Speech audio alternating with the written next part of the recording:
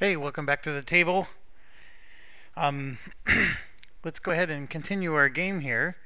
And I'm just realizing I need to.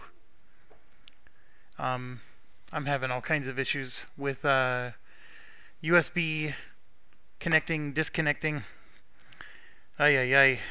It's a miracle that I get any of these videos out.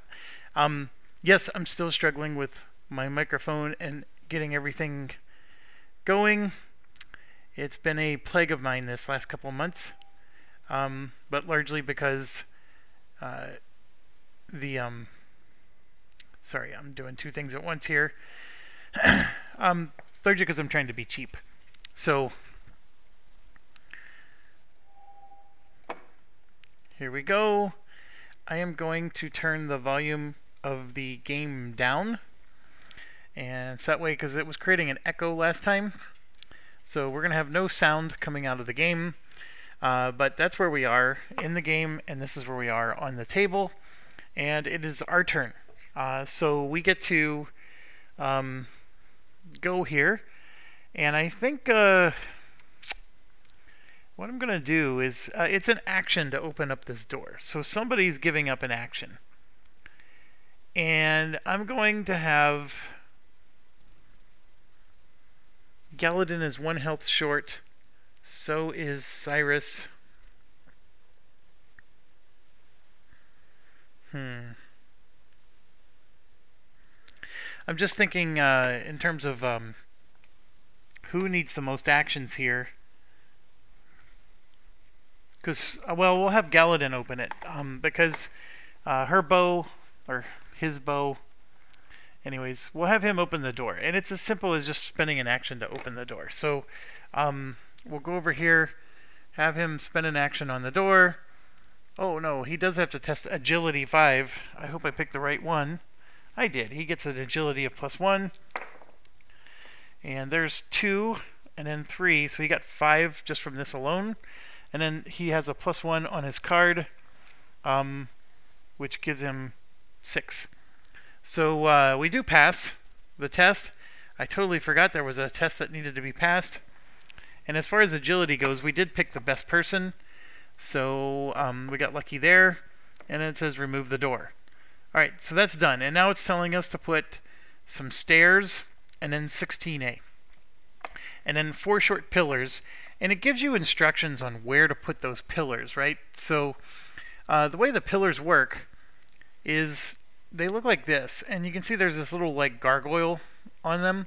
And so the gargoyle's mouth is what you use. You put the pillar, so like if this is the tile, I'm going to just grab. So if you have a tile like this, you basically just line up and then you overlap the holes and then basically just, you know, get the pillar to slide in and like so. And so now it's going to stand off the ground. So that's how you achieve elevation, is you have these little pillars. So at the surface, I think it's pretty cool, but it adds hardly any. I can't say nothing or absolutely 0, and I want to. But it adds hardly any gameplay value to the game. It's cool to look at. I mean, look, it goes upstairs. But that's all it does. So there's no line of sight issues unless you're standing. It is possible you could have a character that's standing underneath this area, and then they would not have line of sight with somebody who's above them. That's the only real rule that it triggers. Now, if somebody does something where they cause infections on everybody within 3 spaces, you do go vertically through the floor because that one does not require line of sight. What a weird set of rules, right? And what value does that add to the gameplay? Absolutely none. And having the the 3-dimensional area, to me, it complicates things. I don't know. I mean, it's cool, but at the same time, it was unnecessary. And I know I'm being a critic of it, and especially for this scenario, it was worthless. Not a big fan of it at all. It just takes more time to set up, and I also think that these that the way these connect, it's going to cause this to fray, and eventually the cardboard's going to fall apart, and you're not going to have as much support as you originally did. It's not going to be quite as effective as it used to be if you play this game for any significant amount of time. You know, people are worried about software not being available 20 years from now. I can tell you these pillars aren't going to last 20 years. They're not going to last 3. Anyways, there we go. We have it set up. And then they're asking us to put some doors and another set of stairs there. So we put, if you come back over here, we're going to have a door there. And then this door goes here, like so. And I know that it hasn't told us to do it yet, but there's going to be a door up here as well. And it just is. Okay, I'm going to... Everything seems to be working. I'm constantly getting the beep that happens when a USB port disconnects. And I'm trying not to use USB ports anymore for my recording. Here we go. I just disconnected my camera from the USB. And we'll just use that and go from there. Okay. So it told us to do all that, and then we come here, and there's the gate that I just put on. It has 4 locks on it, so basically we're not able to open the gate. And then you can see we're going to get a bandit, a zealot, and another zealot. So again, this is very different from the last time I played. A whole different set of creatures, but that's okay. So I still have the bandit set up from the last time, and it looks like it's going to go right there. And then we have some zealots we need to put out.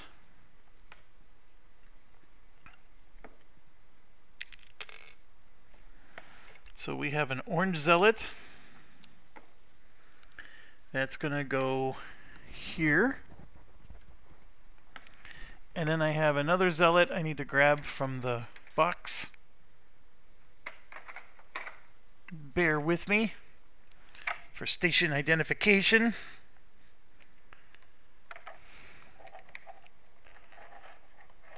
These miniatures aren't real easy to pull out. You could probably hear it in the background. They feel like they're going to break when you're pulling on them. But everything is fine.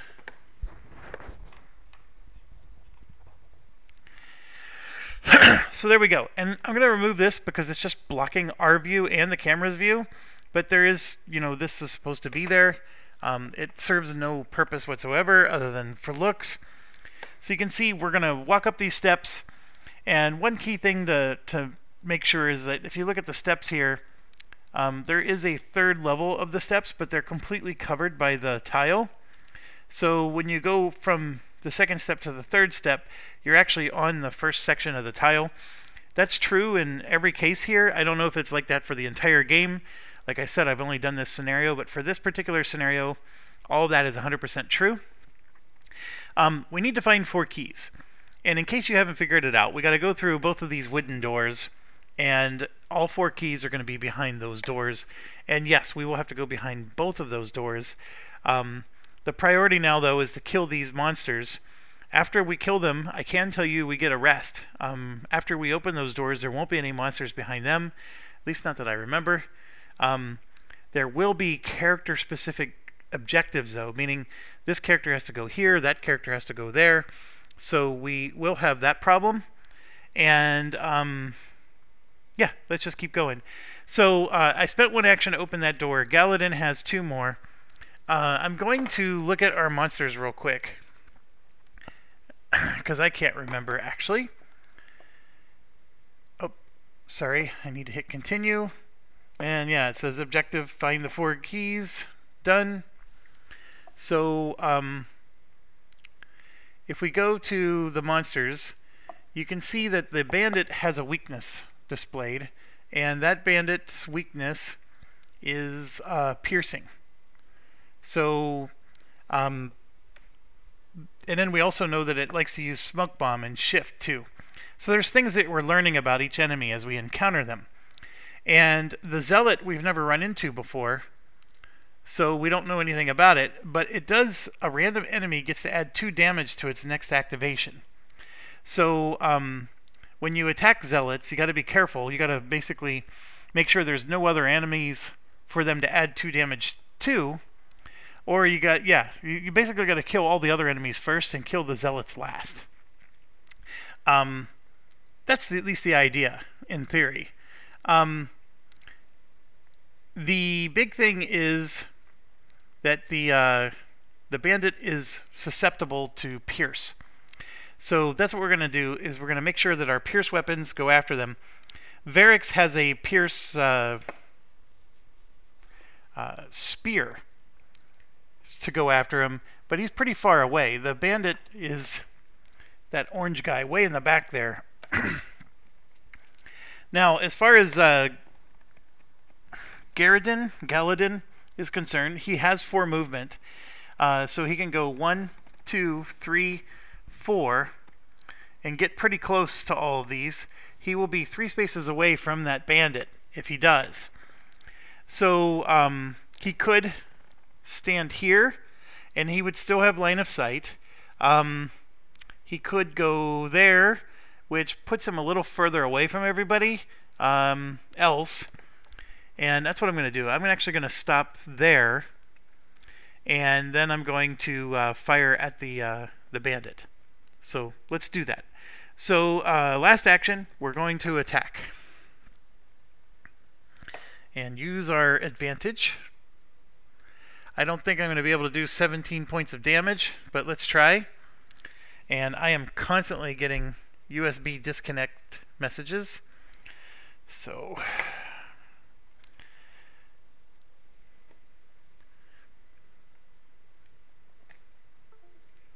I just disconnected my iPad. See if that helps. I think it's actually my it's either the mouse or my USB drive. But anyways, I rolled only a lightning bolt. That's it. It's really crappy. But looking at Galadin here, we have this, because we're 3 spaces away, it only costs us 1. So we're going to add another attack. So that's 1 so far. We have a lightning bolt, so it says here you can add 1, then you may suffer 1 to prepare a card. So what we could have done, and I forgot, is before we attacked, we could, because this is on here, it's a free flip to flip this, and that gets rid of all the fatigue that's on him. So let's try it. Let's try the mechanic that they want us to use in the game. And here it's just a crappy light step. But here it says, okay, we're going to use a lightning bolt. It says add 1 more success, so we're going to add 1 more. Then you may suffer 1 to prepare a card. So sure, we're going to suffer 1 on here, and then prepare the card again, which means another one goes on.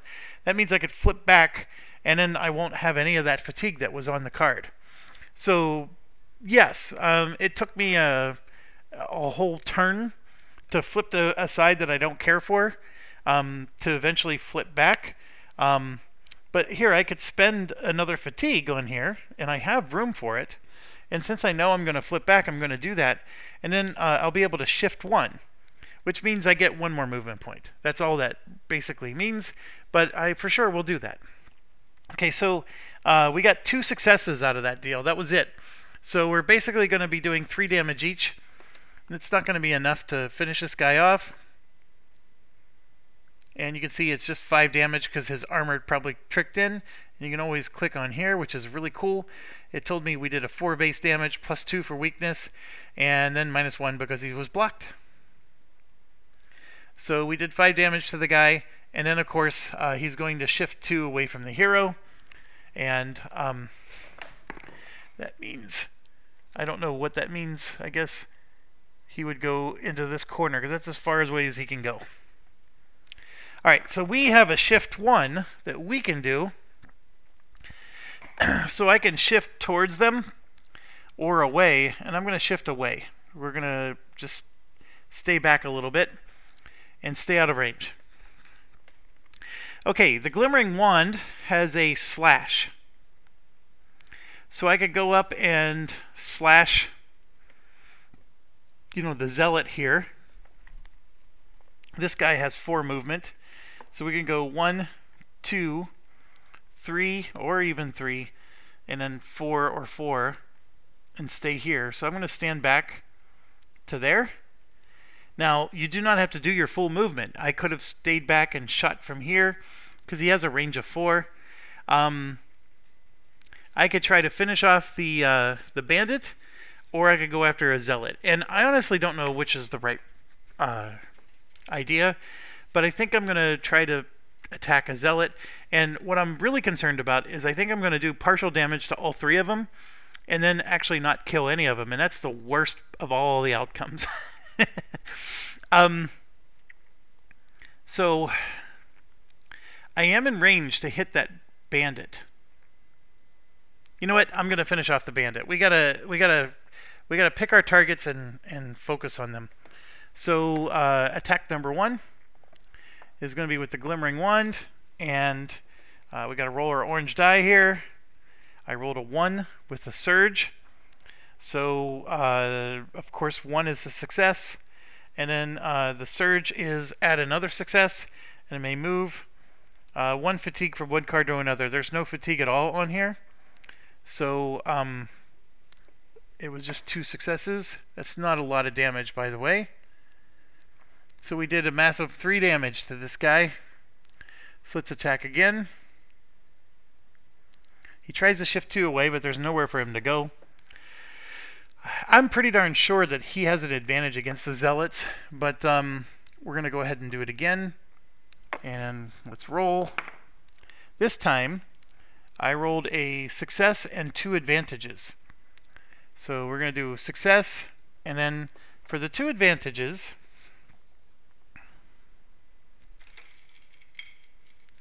it says after you roll, take 1 fatigue to convert 1 advantage. One advantage to 2 successes. So we're going to do that, and then we'll put the other one on the weapon, and so that's going to convert to 3 successes. So 1, 2, 3. So we just did 4 hits, and that's 7 damage. This guy's down to 2 health. It wasn't enough to kill him. So that's what I mean by we're going to do partial damage, and all 3 of these guys are still going to be alive. Because here's where our problem comes up. This guy, let's just do this one. He gets 3 movement by default. Then he's going to have to use another action, which gives him 3 more movement. So he can go 1, 2, we'll do 3 here. He does have a spear, so he can finish off that bandit. And that's worth doing, because the leaving the bandit alive is not good news. So we're going to go ahead and finish off the bandit and do it with the spear. And we'll roll the blue die. I got a Surge, and his Surge lets him add 1 and discard a condition on any hero. We don't have any conditions, but we only had 1 and only 1 success, and we did 4 damage, which is great because the Pierce does extra damage. See, look at this. 3 base damage and 1 extra, and then he somehow didn't block anything. And then look, we looted some stuff too. We ended up getting 3 cloth and 3 leather, so pretty good. So the bandit is down. That took all of his actions because he had to use 2 maneuver and 1 attack. So now all we have left is Bryn, who's way back here and only has 3 movement points. So Bryn will go 1, 2, 3. And I'm looking to see, like, no, it doesn't have anything. So then he'll have to use another move action to go 1, 2, 3.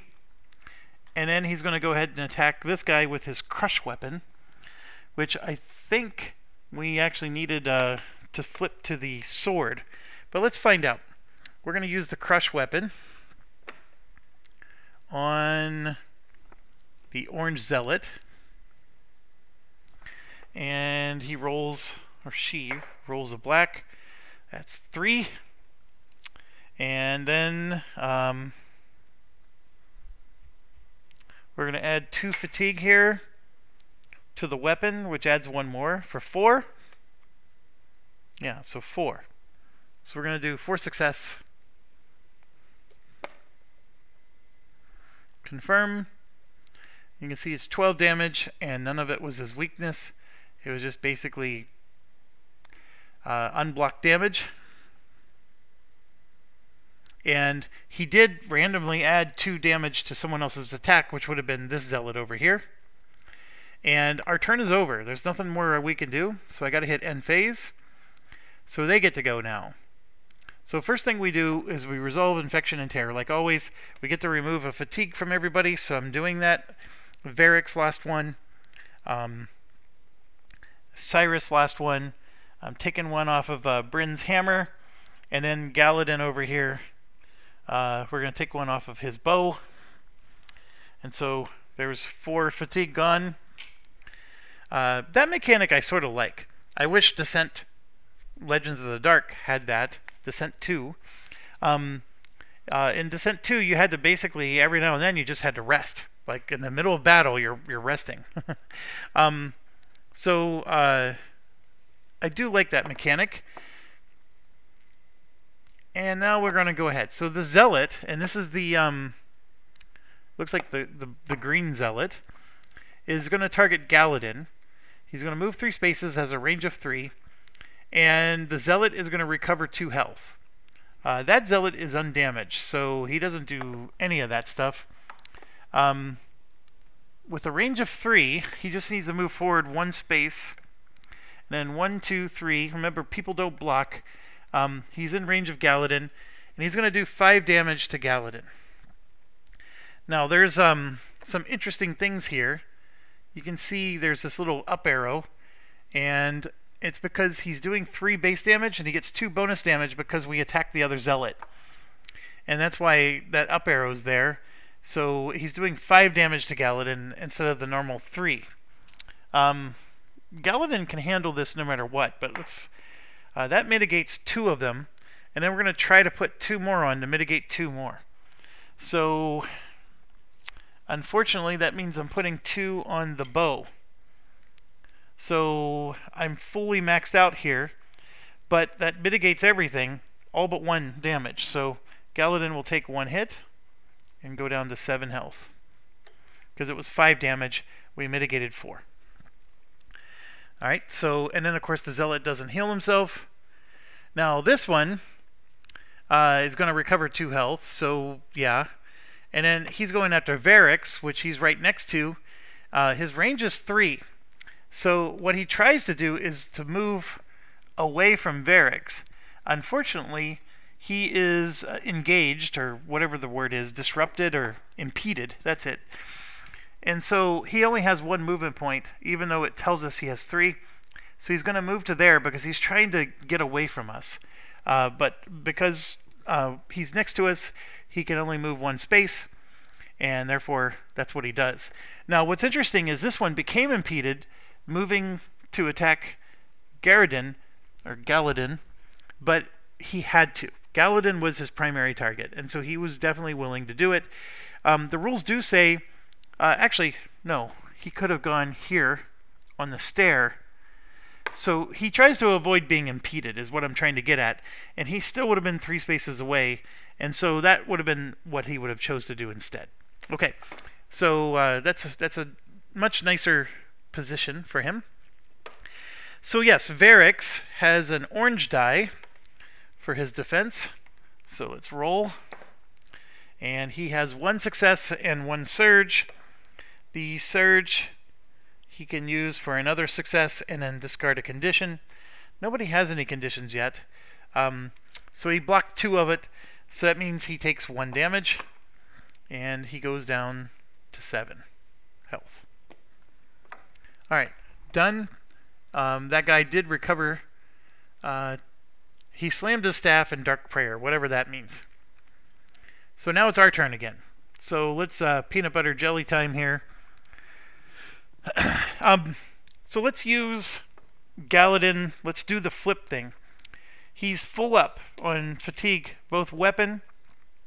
So we're going to use his prepare. and get rid of all of his fatigue on both the weapon and the card, because Galadin's going to flip into up close and personal mode. And so he still has 4 movement points, which is plenty to get up close and personal. He can expose an enemy in line of sight, and then he can also add 2 successes for 1 surge. And if there's no heroes adjacent to you, you get to add 3 instead. So that's an interesting one, because I don't think I can pull that off where I'm going to be next to nobody. But let's show you how that plays out. So first things first, he's got to move up, and then next to the Zealot. The problem is well, you know what? I would just move this guy first. Let's just wait. We'll take our turn later. So the cards are flipped, and those didn't cost any actions because they had the prepare symbol on them. But you know what? I'm going to go ahead and we'll just move this guy out of the way, right? We'll move him here and engage with both of them. And then I can use one of my actions to flip this if I wanted, and then we could use the crooked staff, which is a crush. Yeah, that's not worth it. We're just going to attack the Zealot. So let's go for it. So first attack, I rolled 1 of everything. So let's go back over here. There's the first one. Then we can, for 1, I'm going to take 1 fatigue, which lets me convert the advantage into 2. And then the third one was a surge, which is going to let me take 1 more, and then I can move this from 1 card to another. So I'll move the fatigue over to the other, to the weapon. And there we go. I got 4 damage on this guy, and that was 11. And the slash was one of his weaknesses. So remember, we attacked the bandit last time, and I kept telling you I wanted to attack the Zealot because I knew that the Zealot was weak to slash. So this Zealot is dead in 1 hit. And then we can go ahead and attack the other Zealot because he's got 2 actions here. So let's go ahead and attack the other one. Let's roll our die. I rolled this, which is going to just turn into 2. And there you can see we did 5 damage to him. It probably got blocked. Yep, one of them got blocked. And therefore his turn's over. So now let's do the Galadin plan. So back to our regularly scheduled programming. If I move up 1 and then over. Now remember, this guy only moved 1. And so now we could finish his movement. So I'm going to go 2, 3, and be next to this door. Okay? Alright, so let's have Galadin finish that guy off. We're up close and personal, so we're going to use our mirror blades, which, by the way, is a slash. So roll our blue die. So that's 1 success with 1 surge. And then right here, the surge, during your attack, add 2 if there's no heroes adjacent to you, which there isn't, add 3 instead. So this just become very brutal here. So 1, and then 1, 2, 3 more. And there's 15 damage, and you got ourselves a dead Zealot. We got a leather and 3 bone, and 10 gold. Straight up getting gold is good. Well, yeah, I guess. So 1 curio, or 1 gem, or 1 herb is typically going to sell for about 4 gold. Okay, so all the enemies are gone, and now it's just up to us. So I don't remember which door is for who. So, for example, I'm pretty sure this guy needs to go this way. That's why I moved him to this door, because that bookshelf is his to look at. I think that Galadin, we spent 2 movement points. I'm going to just spend 2 more and get closer to this door. I think Galadin and Cyrus are both supposed to go through this door. So with that being said, we can have Varix here open this door. So one of his actions is he is going to open this door, and you can see the new stuff comes in with the bookshelf. That bookshelf looks like it has plenty for me to investigate. I've got this. Cyrus points to the bookshelf. Cyrus must be the first one to interact with that shelf. And then we have an explore token here. Okay. And there's a guard that lays unconscious. Because remember, this is a watchtower that was supposed to be on your side. That guard, I think I know him. So Bryn needs to go there. So my apologies. I'm glad I opened that door. So Bryn needs to go there. And so those two will be going that way. So we figured out that Varix needs to go the other way. So this door is gone, and then Varix moves 1, 2 this way. He's going to use his other action to open that door. So door swings open.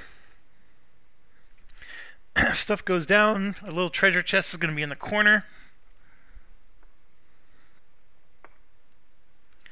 Varix needs to look at the map near the table. And that chest has materials I can use. Galadin has to go to the chest. So basically everybody's got their part. We moved Galadin sort of the right way. And then this is gone. And then Varix, I believe, had 1 more movement point left. So his turn's over. And then Bryn can go 1, 2, 3. And then 1, 2. And then for her third action, we'll investigate this and then finish with 3 backwards. Because there's a token that's supposed to be here, one of these. So she's going to use her 2 movement, interact with this for her last action, and then use her last movement to go back up the stairs. Okay, so let's come back. Have her go here. Pulls out a water skin, lifts the guard's head to drink, and revives him. He squints slightly at you. It can't be. Lady Bryn, I remember you as a wee child. You and Lady Catherine playing together. My, how you've grown. Be careful, Lady Bryn. The Uthuk's attack against us was unlike anything I've ever seen in my years of service. A powerful blood witch led them, accompanied by bandits and zealots. I only heard snippets, but she said something about calling on a demon beyond the veil. Whatever she is planning, if she succeeds, it would be our downfall. He pulls himself up to rest against the darkened corner of the cellar. You'll need this to go through the gate, and these to aid you on your journey. He passes you a key and 4 vials. So we got one of the keys, and then we get 4 vigor potions. And so it's telling us we've gained a consumable. Give each hero 1 copy of the vigor potion, and it has unique ingredients, blah, blah, blah. Okay, so it doesn't explain this yet. It'll be explained later in the game. But these vigor potions, once you learn the recipe for them and then actually make them, so you're gonna like go be in town and you can do crafting. So let's say you craft a vigor potion. These are consumables, so once you use them, they're gone. But when you craft them, you craft enough of them that it's an unlimited supply. Meaning that, yes, it's gone for the mission that you're on, but as soon as you start the next mission, you got a vigor potion again. Everybody gets one. This particular mission, there is no crafting. We haven't crafted it yet, but because of the mission parameters and what we just did, basically the guard gave all of us a vigor potion. Now there are 2 sides, and I didn't explain this last time very well. even with the weapons, there's two sides to them. There is a regular side, and then there's an upgraded side, denoted by these two little arrows. The upgraded side, as you can see, heals 3 health and discards 3 fatigue, whereas the regular side, it's a or. You heal 3 or. Okay, so everybody gets one, though, and that's what's awesome. You're going to need it. I got a little bit lucky in my playthrough of this, off camera, of course, and did not need to use a Vigor Potion. But like I said, I got lucky. I don't think that's going to be the case. This is already playing out to be very different than last time. I already have people that are still injured. All that stuff. And in fact, Galadin... Yeah. Varix has the ability to heal somebody for 2, and I should do that soon. I was trying to think, like, was Varix ever next to Galadin? He was not. So, that's not something he could do. Anyways, we got ourselves some potions. And then, this is the part I don't fully understand. There's these virtues. And the best thing I can... Like, if you watched my Stars of Ikarios, they're like achievements. So, you could have, like, Coward or Brave. You know, you get these achievements, and then later in the game, if you have those achievements, it's going to do something for you. But what I've discovered is that Brynn is always choosing between her nobility and her valor. And you could have, like, this choice is going to come up multiple times. And let's say you choose valor every time, then her valor is going to be like 3, and then her nobility is going to be 0. It's actually a score. You could choose to divide them. So like this time we choose nobility, next time we choose valor. It's supposed to affect us later in the game, like in the story or the plot. I don't know how. I didn't play long enough for this to manifest itself. So, as of right now, you're just basically making a decision, and that's it. So I don't know what, you know, if there's a right choice or a wrong choice, or if there's a particular choice that aligns with my playstyle. I don't know any of that stuff. So, the best I could do is like look at the little flavor text and say, oh, well, I did choose the one I wanted to choose. I apologize. I didn't mean to touch it. The nobility choice was something like, you know, the crown's what matters, and the valor is, of course, the people is what matters, or my friends, or whatever. I chose valor. That's the one I wanted to choose. I was just trying to move my finger. I'm looking through the camera, and I went a little too far and touched the screen. Okay, so we're gonna get this choice again with the other characters. So don't worry, we'll get to. But right now, like if you look at. Here we go. Well, it doesn't show up here. Maybe it's in inventory. Oh, you know what? I bet it's hero skills. There it is. So if you go into the hero skills, you'll see that she has 2 choices, and valor has 1 point on it now because I chose valor. So what does that do? How does that play out? I have no idea. And so let's say like I can't click on these and look at them, but I could go through her deck maybe. Let's see, where would her deck be? So she's got like, you know, these different skill cards, right? And none of them rely on her valor or nobility. Like there's no, you know, based on your valor points, you get this. So that was another thing I checked, was like, you know, before you perform maneuver, shift, you know, X, where X is your valor. There's nothing like that in here. So her ability cards don't depend on those choices. I think it's purely going to drive the story, whatever that may be. And does that lead to replayability? It might, because, you know, the next person can choose all nobility. If this person chooses all valor, you know, what happens if you choose a mix of the two? I don't have answers. So I'm basically just asking the question, and I know some of you don't like spoiling. I'm okay with being spoiled. I would like to know more about it. But yeah, maybe some others wouldn't. But that's fine. Let's just play and see how it plays out, right? So her turn's over. Everybody's turn's over. We're going to end phase. And this is the part where it lets you turtle a little bit. It's not going to punish us. We get our classic same message as always. we get to discard 1 fatigue from all of our characters.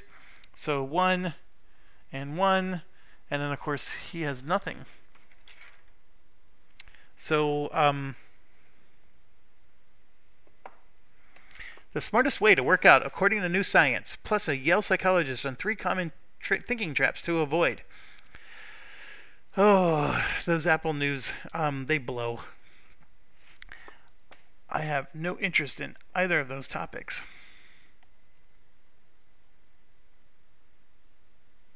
Okay, so it's our turn again. We got Bryn is on the way back up the steps. Everybody else has to go back down, or go down. So let's do Cyrus first. 1, 2, 3, 4. Then he has to spend another action to go 1, 2, and then his last action to look at that bookshelf. And there's multiple actions there, by the way. But let's do it. So search the books, search the baubles, search the bottles. I don't think it matters. One's going to heal you, one's going to do whatever. Let's do search books. So we got the Magister's Wrap recipe, which is a wand recipe. And these tarots are the hard ones to get, and we got 2 of those. That's actually really good. And we found a small key. And then we get our same choice, but for Cyrus, it's ambition and optimism. So I chose optimism. Okay, his turn's over, but he still had 2 more things to do with that bookshelf, so he'll do those next turn. And then we come back over to here. Galadin needs to move 1, 2, 3, 4. 1, 2, 3, 4 to get next to the chest, and then he'll activate the chest, and then we got 1, 2, 3 to get next to that thing. So he's next to there. He's next to the chest. Galadin only has 1 action. The Varix has 2. And Varix is going to use 2 fatigue to heal himself to full. Because since we're between monsters, I want to use these end turns to remove that fatigue. So we might as well use it to heal him. But Galadin went first, so we'll go ahead and do the chest with Galadin. He has to test agility. So I roll 2 dice.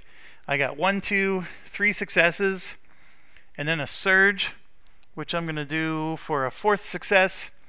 And the surge says add 1. Yep, so that's the 4th success. Then I may suffer 1 to prepare a card. So I'm going to go ahead and put 1 fatigue on the swords, so I can prepare the swords. If I ever need to switch back to the bow, I can do that without having to spend an action. And then I could, this is the part that's challenging. I have 4 successes. His agility is +1, so I actually have 5. Do I want to spend 2 more fatigue to guarantee 2 more successes? I'm going to go ahead and do that. So that makes it 7. And I'm figuring, you know, he'll lose a few as we spend a few turns getting back out of here. 1, 2, 3, 4, 5, 6, 7. You're closer to opening the chest, but more effort is required. Holy cow. That was a lot. So 7 wasn't enough. And just, you know, just to recap, it was 1, 2, and then I took 2 fatigue for 3, 4, 5, and then this is 6. And then because he has a +1 agility, that made it 7. Okay, so in case you were, I went too quickly on that. Now this guy has 2 turns to look at the table. So we're going to go ahead and look at that table. And there's a lot of text here. But it's a letter from Baroness Adeline and a corresponding map. Be on the lookout for Uthuk activity. There are rumors that a powerful blood witch named Necrol is performing strange rituals in the forest. I fear that what she may be attempting to do. Any Uthuk sightings should be reported to me at once. I've asked our apothecaries to pass along the recipe for our vigor potion. I recommend having a ready supply. Glancing at the map wall, it seems covered in marks of attacks, with a circle around a small part of the woods nearby. Seeing them all together, the Uthuk forces have grown bold indeed. So, we now have the recipe for that vigor potion, the ones that we just got from the guard. So we'll be able to make those recipes later. And it's telling us we just got a recipe, and we got another key. So we're at 3 out of 4. And this is just another virtue thing. So do we need to build a new safe haven for fellow hybrids, or break the Dragon Lord's hold on your kin? You know, so which one do we want? Do we want to rebel, or do we want vision? I'm going to choose vision. And then I'm going to go ahead and do it one more time since I have 2 actions. And it says there's nothing left and you may perform an additional action. So just like Bryn, the Dragon Lord can start moving away, and this table is technically done. There's nothing left to do there, so I'm going to go ahead and take it off. So that brings us to the end. So I hit end phase, and again, it's just off the camera there, but each hero may discard 1. So Varix, there's none here, and then Galadin has a whole bunch. So, and that was sort of intentional. I healed with Varix, knowing that this was going to happen, and so we resume. And so I'm going to start with Galadin.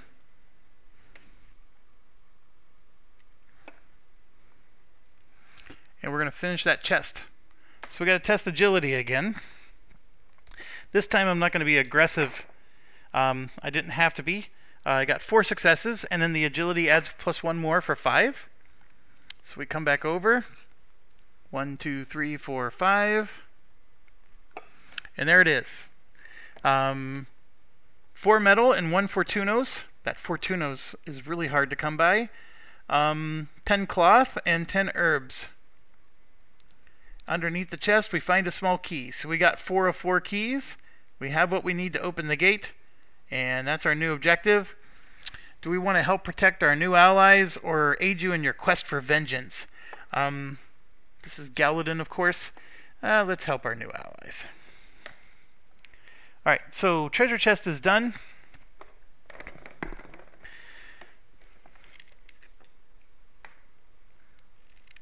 One, two, three, 4. 1, 2, 3, 4. That's his 2 remaining actions. He's almost at the door. Bryn is going to be the same deal. 1, 2, 3. 1, 2, 3.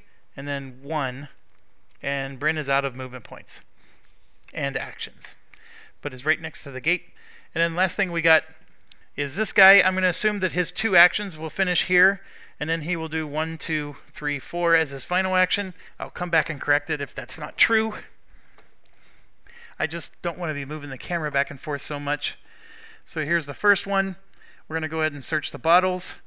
1 hero, and it doesn't say who, can heal 3. That's what's important, and we're going to do Galadin, I believe. He's got 2 damage. Yep, he's the one that's injured. So he's now full health. That was excellent. And then we'll do the final action and search the baubles. And basically a hero may discard all of 1 type of condition token. So in the past I had like infections and stuff. So that was actually useful, but not this time. So this guy's done, and we still have not found any curios, which I'm very fascinated by, because I had a ton of curios last time I did this. So there we go. We have to hit end phase. And I know I'm not showing you the screen, but the screen says exactly what it always says. So we got to remove 1 fatigue from everybody. So the only person who even has fatigue right now is Galadin on his sword. Everybody else is completely fatigue free.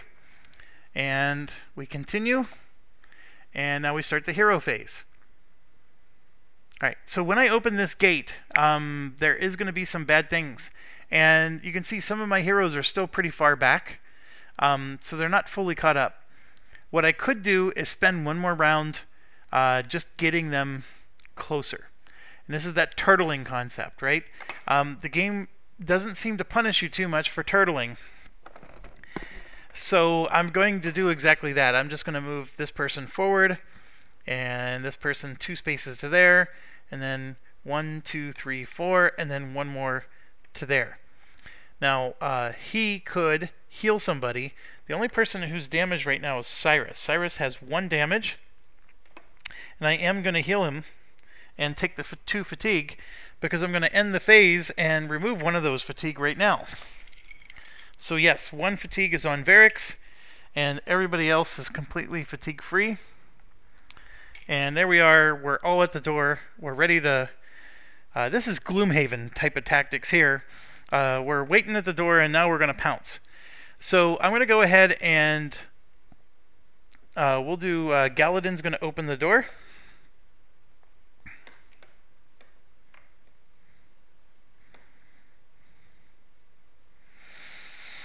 Four keys, easily remove the gate. It tells us to set stuff up, which is already there. We put a table in the middle, which is already there. Then we have to put 2 explore tokens, which is not already there. We'll go ahead and get those out. And what those are is those are shaking villagers chained to the parapet. So they got prisoners, basically. Then there's going to be a berserker, which... Yep. So we got this guy here. He's going to go on the board. And then there should be another one. Yep, another berserker. This guy. He's on the other side. And they're standing near the villagers, one looking out at the horizon as though waiting for a signal. So they don't see us behind them. They're looking, we basically ambush them. So we got to save the villagers. All right. So at this point, I can take the well away. And I don't need that tile anymore or this, so I can make room for the camera. And this is our situation. And remember, I always have movement points. I'm going to just click on these guys and see what their weaknesses are. The Berserker has a weakness of Pierce. So Galadin has 1 action left to attack, and the Berserker is weak.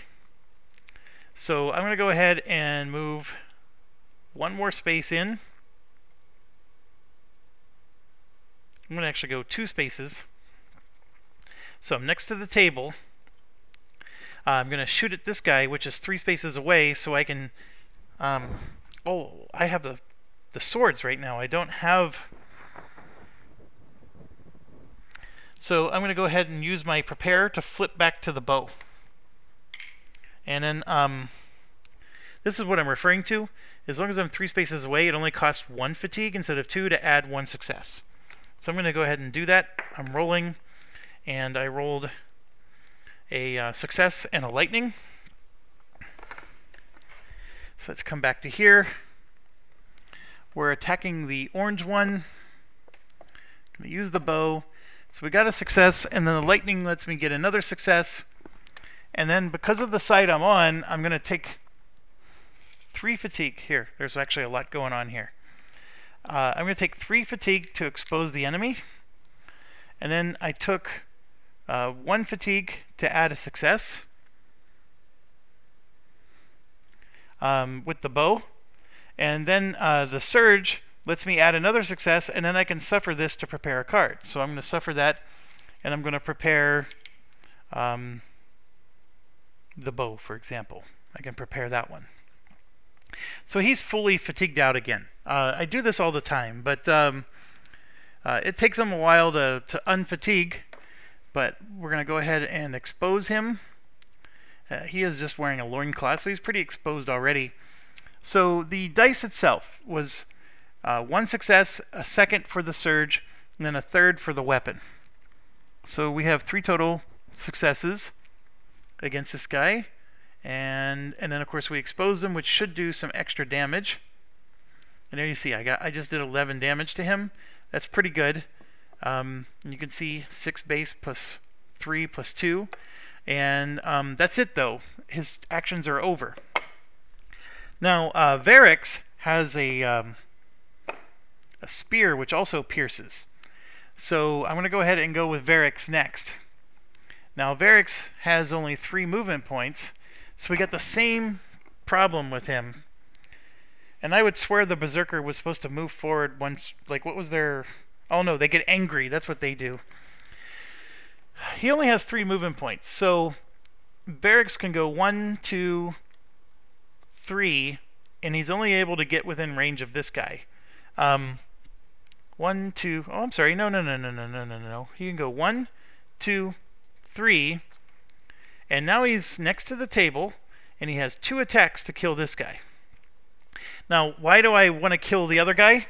Well, because he has advantage, right? The spear is extra damage, and he has 2 attack actions, so I want both attack actions to do extra damage instead of going after the guy who's already weakened. So, hopefully this plays out. If not, then I'm going to have 2 guys attacking me that are near dead, but not quite. So we're going to go ahead and attack the Berserker with the spear. And yeah, you can see his damage is permanently increased by 1 because he's angry every time you attack him. And we're going to go ahead and roll. We got 1 of each, or 1. So 1 success for sure. Then we have a surge. So the surge on the hero card says add 1, so we're going to make that 2. And then any hero can discard 1 condition. Nobody has any yet, so that's good. Trust me, that will come in handy later. Then here, it says for a surge, add 2 and enfeeble the enemy. So that's actually, we're going to do that instead. We're going to add 2, and then we're going to enfeeble him. And that means his damage is going to be reduced. Doesn't mean we do extra. So I'm going to do the surge on the weapon instead of the other one. And there we go. Boom, 11 damage, just like before, and we're taking advantage of the weakness there. So you can see we did 9 damage plus 3 more for the weakness, and he even blocked 1. Then we're going to do it again. So boom and boom, roll the dice. I just rolled 2 successes, straight up. This may not kill him, because that's only 6 damage. Ay, ay, ay. My worst case scenario is happening, isn't it? Oh, how did that happen? Oh, yes, it is only 6 damage, but because he has a weakness to piercing, this 3 becomes a 4. Oh, we got so lucky. Look at that. We did 6, but how's he exposed? Oh, I'm attacking the wrong one. I attacked the wrong one. It's okay. It's okay. I was supposed to attack the green one, but we did 8 damage, and even if he blocked 1, that still would have killed him. The problem is that the exposed gave us extra damage that these other guys need to finish. Yeah, that was I attacked the wrong one. He was supposed to attack the green one, and I attacked the orange one. So I ended up killing the orange one, even though it was the green one that I really just killed. So next thing up, we're going to go ahead and move Bryn. 1, 2, 3, and then we're going to attack the Berserker. Bryn has a crush weapon. We're going to go ahead and continue to use the crush weapon. And this is what I mean by because Bryn actually would get a bonus to her damage because of being exposed. So, you know what? We could still fix this. So this is 1 damage plus a surge. And the surge in this case is...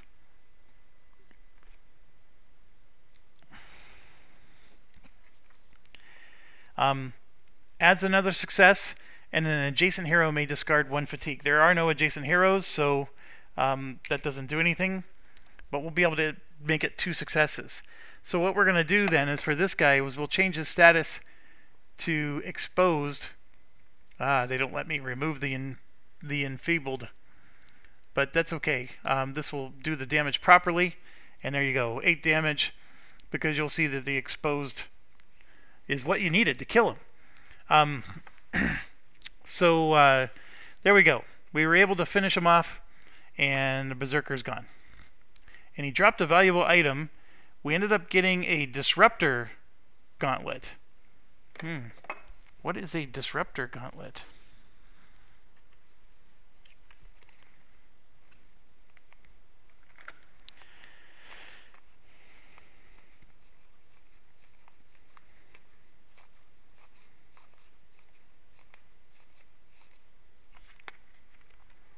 Sorry, I'm looking for a Disruptor Gauntlet at the moment.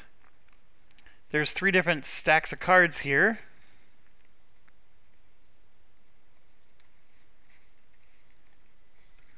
What the heck?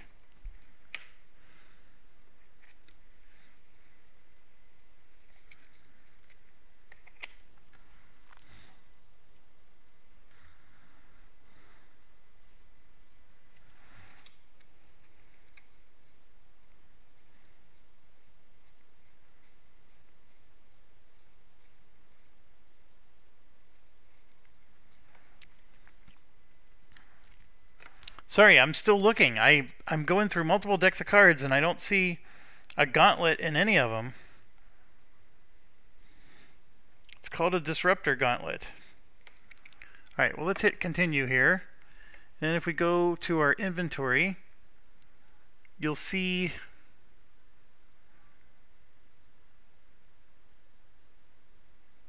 look at this person. He's got so much stuff. He's got a weighted warhammer. Oh, I'm sorry. He's got this feather ornament. He's got a Magister wrap. There's the lunar spear. Oh, there you go. Disruptor Gauntlet is a weapon that's for a character we don't even have in the game yet. Oh my gosh. No wonder I couldn't find it. So this is the cat. Oh, that's not the cat. This is the cat. So the cat has these weapons to start with: the thorn-tip knives and the shadow claw gauntlet. And so we already have a Disruptor Gauntlet for the cat. And the Disruptor Gauntlet does Teros damage. That's really impressive, actually. Okay, so we ended up getting a weapon for somebody that isn't even here. We come back. This is gone. I have 1 action left with this guy, so I'm going to go ahead and search the table. Since we're next to the table. We got Inspect the Succulent, Appraise the Rocks and Gems. So we got the rocks and gems. So we ended up getting 10 curios and 73 gold. So that's really good. There we go. We finally got some of those curios. And then the only one left is Cyrus here. 1, 2, 3, 4. We're going to use 1 action to look at the table. Inspect the Succulent. And it says you may heal 3 or discard 2. Nobody's damaged and nobody has... I mean, Galadin was the one that should have gone there. So that part sucks. If I would have known that, I would have waited and had Galadin do it. But, and then he has to use another whole action to move 1 space to get next to this, and then our turn's over. So I'm going to go ahead and hit end phase. And it's not even worth spinning the camera around. You know exactly what it says. Same thing as always. And now it's our turn again. Okay, so Cyrus is right next to that thing, so we're going to go ahead and have Cyrus look at that exploration token. He has to test Insight or Will.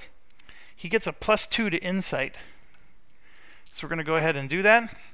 So here you can see he has 4, and then his insight is 2 more, so he has 6. The chains hold firm. So I guess we got to do another action. I just rolled 5, and then 2 more is 7. Jeez Louise. If that's not enough. There we go. So, villager thanks you breathlessly. When they came for us so boldly, kidnapping us in the middle of the day, I thought we were done for. The Blood Witch told the guards to keep a lookout for the red light. He points out in the distance. At that moment, we were to be sacrificed to strengthen her power. So discard this item, and I apologize if this is hard for you to read. So we saved 1 of 2 villagers. So that's why they were looking off in the distance. Next, it was insight or will. I bet the other one's might or agility. So we'll go ahead and have... I'm going to go ahead and move forward 1 more space, because remember, I still have an action to move. But we'll go ahead and do Galadin here. So 1, 2, 3. And then we'll go ahead and explore this.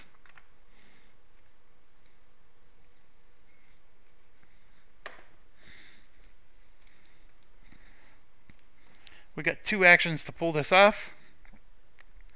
Test might or agility. Imagine that. All right, so I'm going to roll my dice. I got a 5, and Galadin's agility is 1, so that's 6. Chains hold firm. Let's do it again. And this time it's a 4, agility 1 for 5, and that's surge.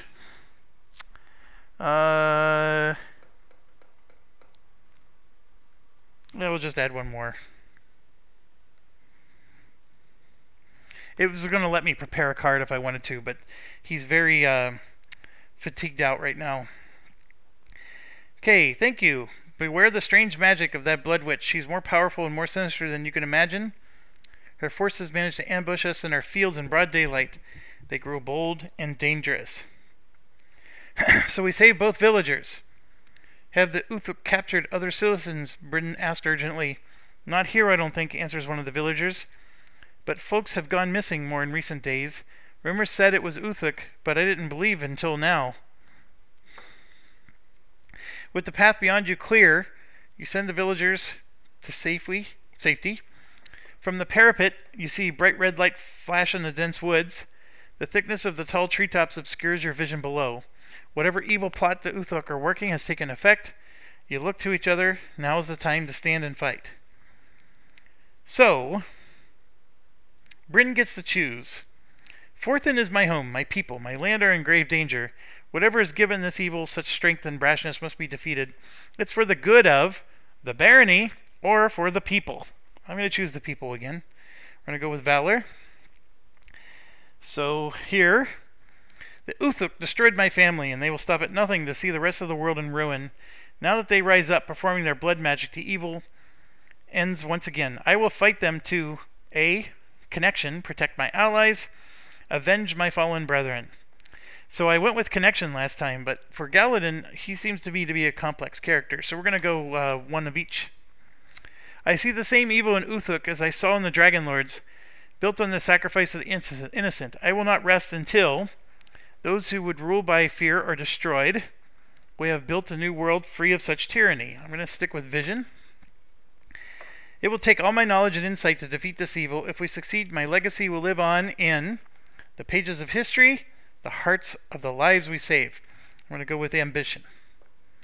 And so we place a tile down below. And then heroes may move from a higher level to a lower. Without a stair present, you can jump down, basically. But you can never come back, is really all it's trying to say. And then there's a sight token for the moment that you go down there.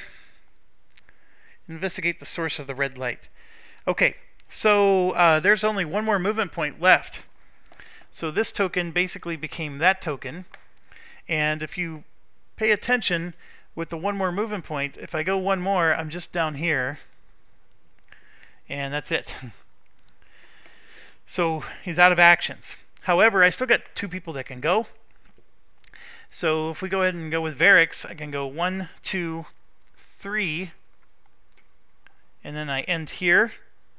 For another action, I move forward 1, and then this automatically happens.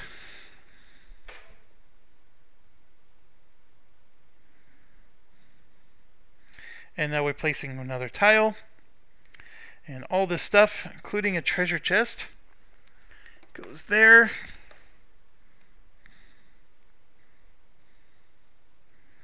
And then another one of those. And then the Blood Witch Necrol, which, if I remember correctly, she was this one right here. Nope, she's this one right here. That's her. Okay, so she's behind the lectern here, doing her boil, boil, toil, and trouble. "You're too late," she cackles. "Here, where the veil is thin, I have gained the knowledge I seek. Soon, Forthrend and the rest of the baronies will bow before me and the blood coven. Even in my weakened state, defeating you shall be worth it."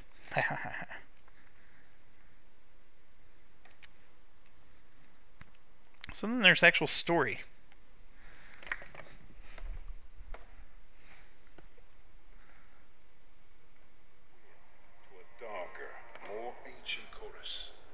She speaks with the tongues of demons, and her power will only grow. Hopefully you were able to hear that.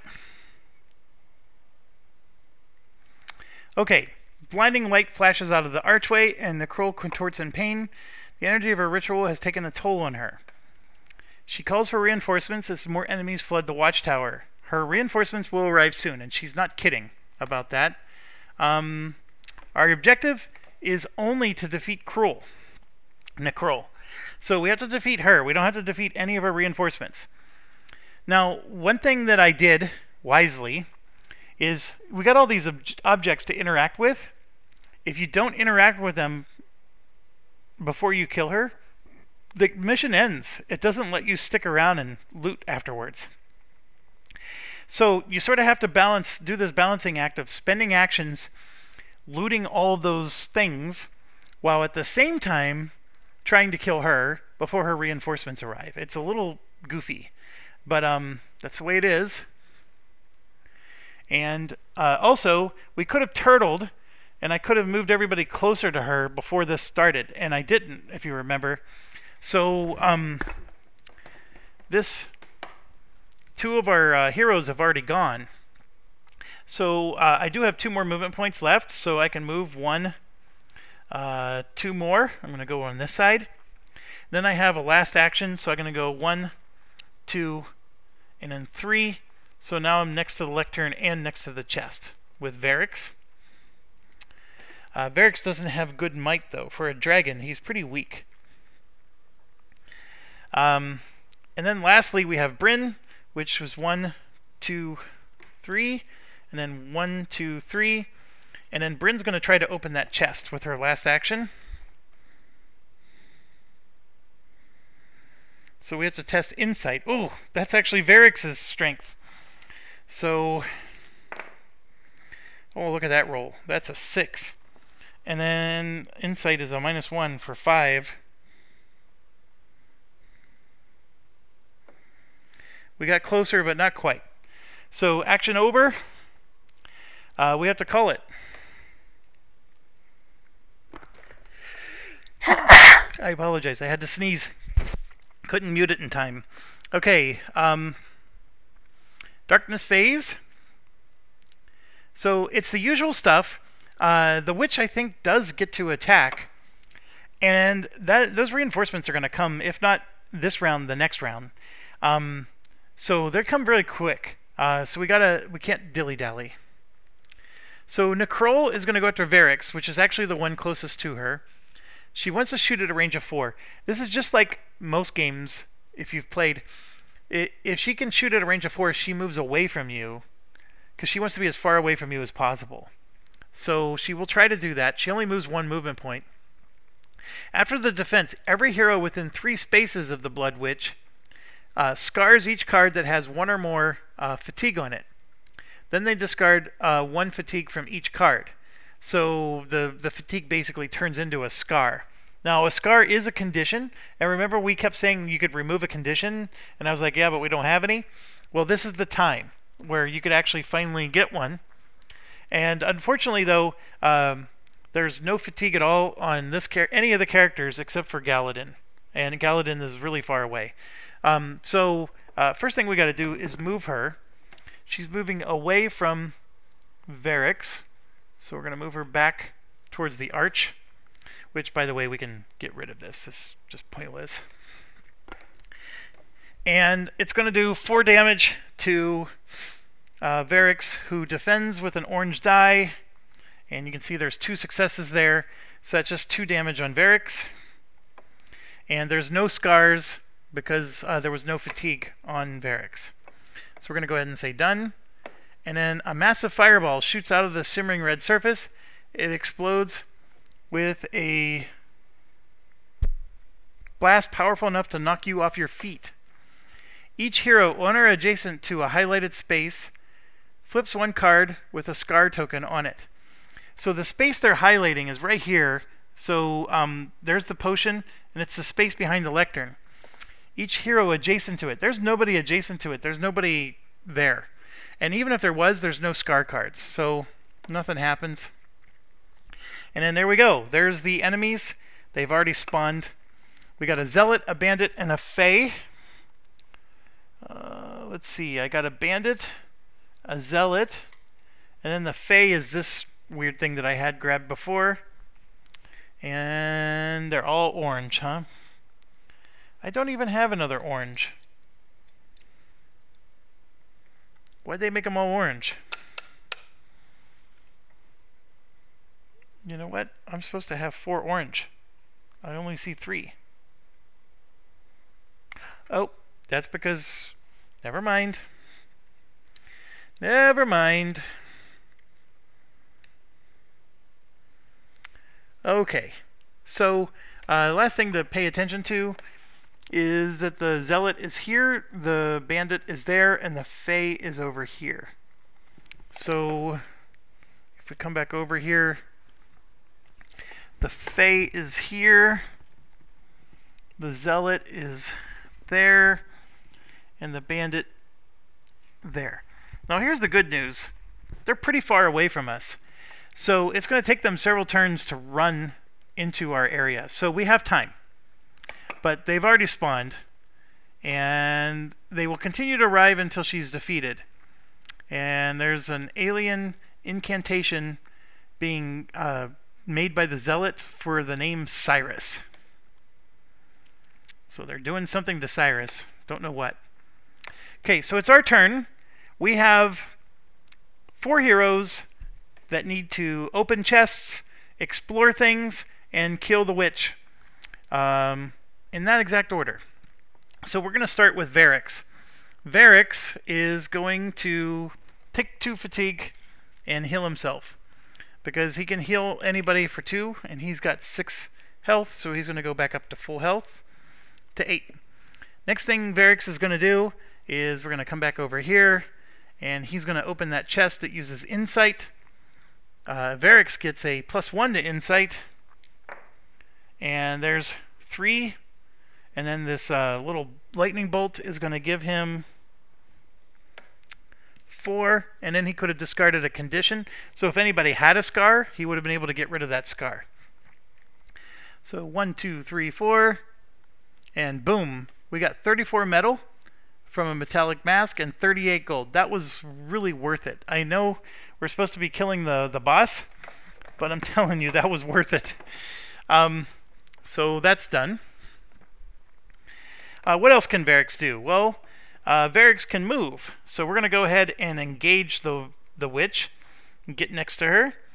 And we have this little bubbling cauldron. We also have a lectern. the last time I looked at the lectern, it basically made some kind of joke about, aren't you in the middle of a battle and you're looking at stuff? So let's go ahead and do that. A tome lies on the lectern. The text within is some script you do not recognize, but judging by the scene before you, it must be the same kind of blood magic. But you have more important things to do now than read. You may perform an additional action. So we'll do for the last action, let's get an attack in. So we're going ahead and we're going to attack Necrol, who for whatever reason has some damage.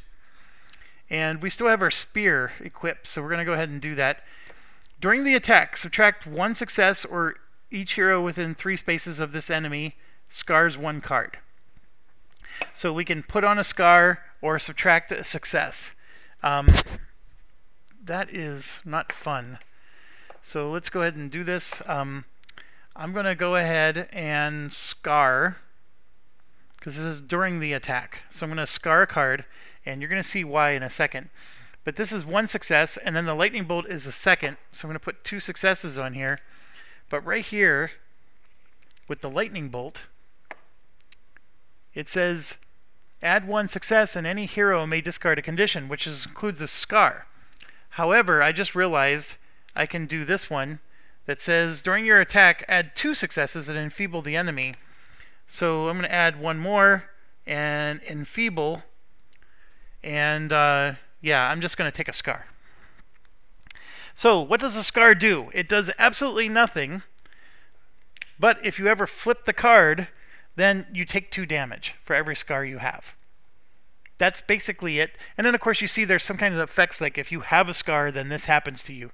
But I'm going for the damage right now, and that's what we're going to do. And we're going to get her nice and enfeebled. And you can see she just took 6 damage. We did not find her weakness, whatever it is. And, you know, we did 9 base damage, and she blocked 3 because she has 3 armor.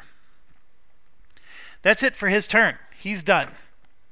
Now, I didn't mention this barricade that you see here. The barricade causes us to take an extra damage if we're next to it, and then we get an extra success against an enemy that's next to it. So the barricade helps whoever the attacker is. So with me being next to that barricade, if the enemy were to have attacked me, I would have taken 1 more damage. Now, if the enemy's next to the barricade, then we get to apply 1 more damage. So it's a double-edged sword, and we're going to go ahead and move. Let's see. 1, 2, 3, and then 1, 2. So now we're adjacent, and I'm going to I'm just going to attack. I'm not going to worry about the cauldron. Let's attack. So this is Bryn. We're going to use the hammer. Let's see if we can figure out what her weakness is. I don't think I ever figured it out before. Alright, and so I'm going to go ahead and roll this. I did roll 3 successes. Now I could reduce that to 2 or take a scar. I'm going to go ahead and take a scar, and I'm going to put it on my main character slot. And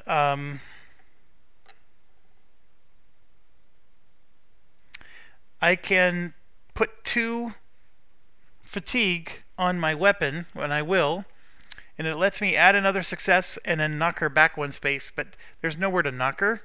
But we're going to go ahead and add another success, and then boom, we just did 11 damage, 12 base, and 1 of them was blocked. And her armor drops too. Like if you notice, like she had 3 armor before, and now she only has 1. It's very interesting. But she's down to 48 health. She has a crap ton of health. Now the other 2 guys are way in the back. So let's go ahead and go with them. Okay, let's start with Cyrus. 1, 2, 3, 4. 1, 2, 3, 4. And then we're going to look at the potion. We're not going to attack.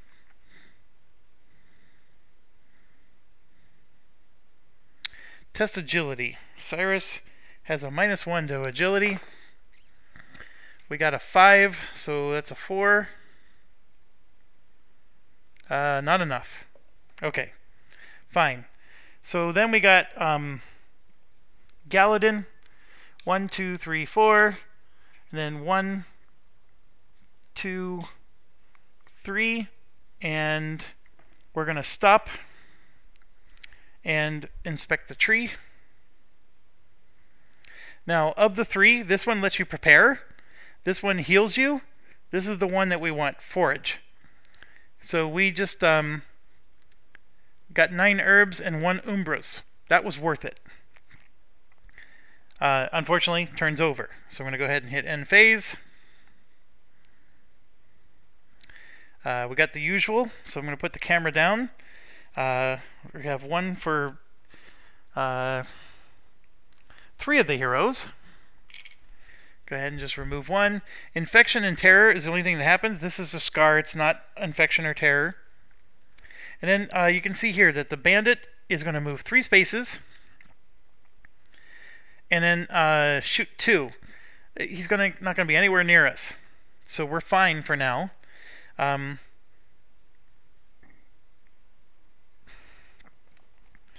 So 1, 2, 3. That's it. And I'm gonna check real quick. I just wanted to make sure that since they couldn't attack, do they like get to move again? And the answer is no, they move once. So here you can see Necrol's gonna attack, and it's a red mist thing. After the defense, each hero within 3 spaces of the mist scars each card with 1 or more fatigue on it. Then they discard 1 fatigue from each card. So she's going to do a damage, and there's going to be this mist that's going to appear somewhere. She's attacking Cyrus, and Cyrus is within range, so we got to roll defense die for him. So you can see it's 1 plus 2. So Cyrus is going to block all the damage because he is going to take the 2 fatigue and he'll put it on his wand. So he blocks all the damage. The damage was only 3, but we got to deal with this scar thing, and I'm hoping that once I hit OK, that it'll show me where this mist is. So here we go. The Zealot completes their incantation. Cyrus tests Will 7. Add 1 blue die for each adjacent hero. So Cyrus is next to 2 adjacent heroes. So we're going to roll 4 dice. I've never done this before. So we rolled 3, 4, 5, 6, and then 2 lightning bolts. So 1 lightning bolt's going to make it 7. And in fact, I'm going to add a fatigue to make it 8 because we have some advantage here. So we can do, oh no, we only need 7. I'm sorry, it's a true test. We just needed 7, and his will was +1, so he had 8 anyways. So yeah, he passes. And then I never got to see where the mist was. So I'm just going to assume that the mist was Cyrus, right? Because it attacked Cyrus. So that means that Cyrus would get a scar on the wand. And since Galadin's next to him, Galadin gets a scar here. And the other one that's next to him is Bryn, who gets a scar on here. I'm just making it up as I go, because I don't know. Like it said that everybody adjacent to that spot, so I'm going to assume that the spot was Cyrus, because it's moving on to the Zealot here. Zealot's going to move 3 spaces, is not going to attack anybody. And Faye is going to move 4. Yeah, and that's it. So 1, 2, 3. 1, 2, 3, 4. Just like that. And then here's another massive fireball. Each hero owner adjacent to this spot right here flips 1 card with a scar token on it. Oh, there was 2 spots. It was this spot here and a spot there. So these 2 heroes are impacted. That's Galadin. So Galadin is required to flip this card. And so yeah, this scar is going to cause Galadin to take 2 damage now. So Galadin drops to 7 health and is on that side. And then the Glimmering Wand is forced to flip. Let me put the camera down. So he's got the Crooked Staff right now.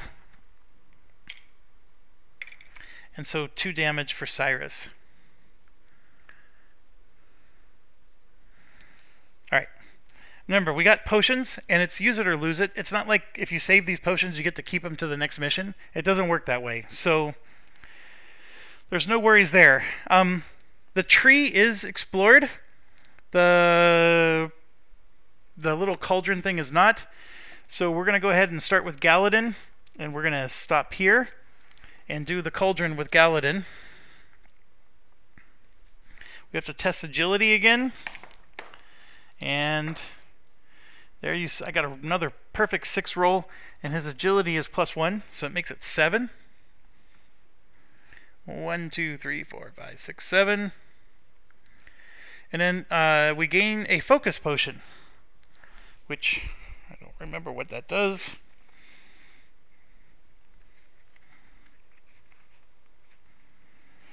That's because I never got one before.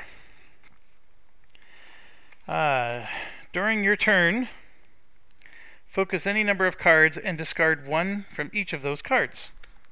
So what does focus do? It discard to reroll 1 die.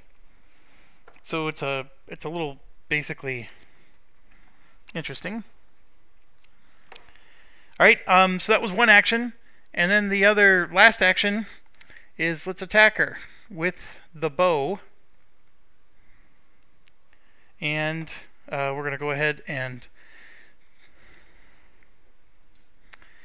subtract 1 success, or each hero within 3 spaces of this enemy scars 1 card. So it's getting a lot rougher now. So we're going to go ahead and roll blue. So here you can see I have basically 2 successes if I'm willing to take a fatigue, and I am. And then I'm going to take another fatigue with the bow to add another success, but that's going to get canceled because I'm not going to scar everybody. I probably should scar everybody, but I'm just going to do 2 successes. Hit confirm. And that did a whopping 1 damage. 4 damage and 3 got blocked. I thought she was enfeebled.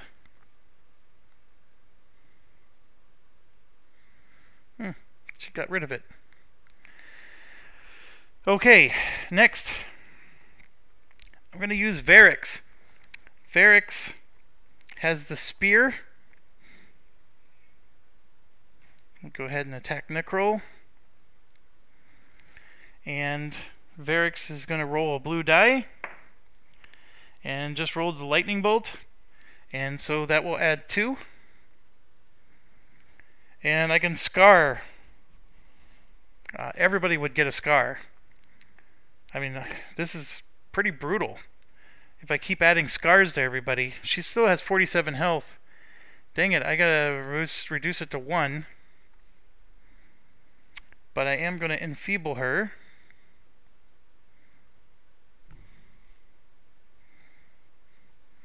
For 2 damage. And then we're going to do it again.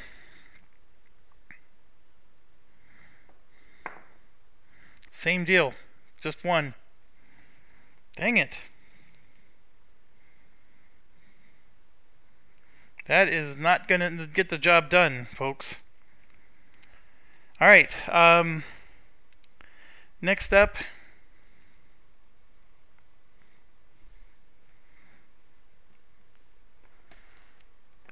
I'm going to go ahead and move next to her.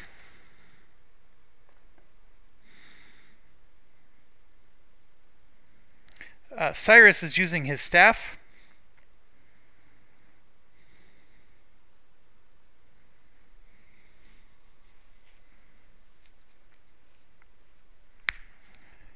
Alright, Cyrus is rolling orange. So we got 1 of everything. So there's 1. Then we're going to use a fatigue to convert 2 more. And then I'll take a fatigue to make it another. It says before you attack or defend, discard 2 fatigue from one other card. I could do that, but that's okay. He had no fatigue. So if I do this, I'm doing 4 successes, and then everybody has to take a scar. That's worth it. I'm going to give a scar to everybody. Galadin on his bow. No. Galadin on his main card. Bryn on her main card. Cyrus on his main card. And Varix on his. So we got 4 scars that were given out. 11 damage. I think that was worth it. Let's try again. Gonna do Crooked Staff again. I got a success and a lightning bolt. And the lightning bolt is just going to be 1. And I am going to do this, which lets me discard 2 fatigue from another card, which basically is just exchanging 2 onto the staff. Yeah, I'm going to do that. I don't want to give everybody a scar this time, so I'm just going to reduce it to 1. Because that wasn't a very big hit. And it's done. Last but not least, I got Bryn. Bryn is... We tried the crush weapon. It didn't have the weakness. We still haven't found her weakness. I think the only thing we haven't tried is slash. So I'm going to use my preparation here to flip this for free. But because there's a scar token, Bryn is going to take 2 damage. So she goes down to 8 health. But we're going to get rid of the fatigue, and the scar goes away. So does the prep token. All of it goes away. We're going to flip her to the blade side. And it says, for 2 fatigue, during your attack or defense, if you're adjacent to another hero, add 1. And we're going to do that. So 2 fatigue for that. We're going to roll a black die. You can see I got 2 and 2. So I'm going to go ahead and take 2 fatigue to add 2 more successes. So that's going to be 1, 2, 3, 4, 5 successes. And that's a lot. So I'm going to go ahead and accept a scar on everybody again. Usual spots. These scars are going to basically kill us if they ever have to flip a card. So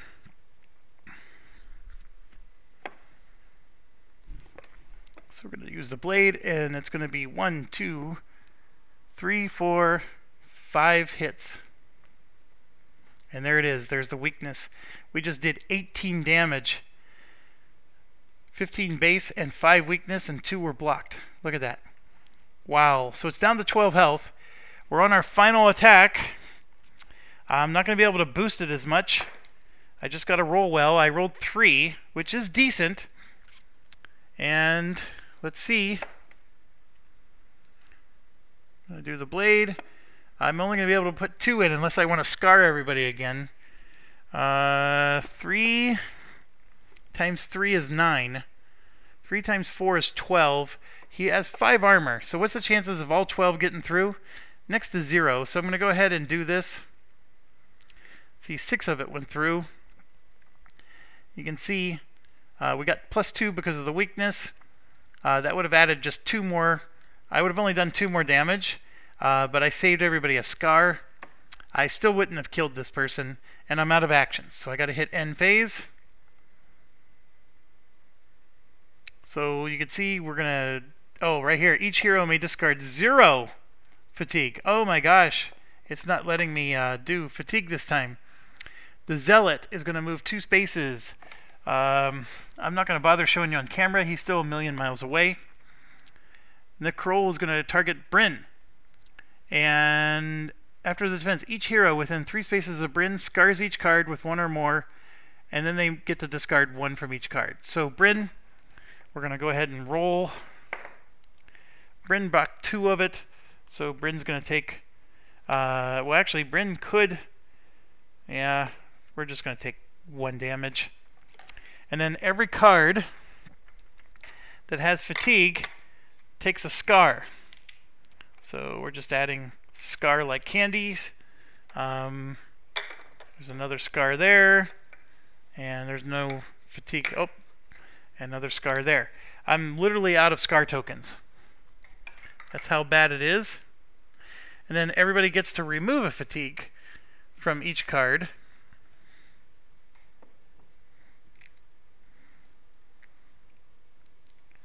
So that part was good.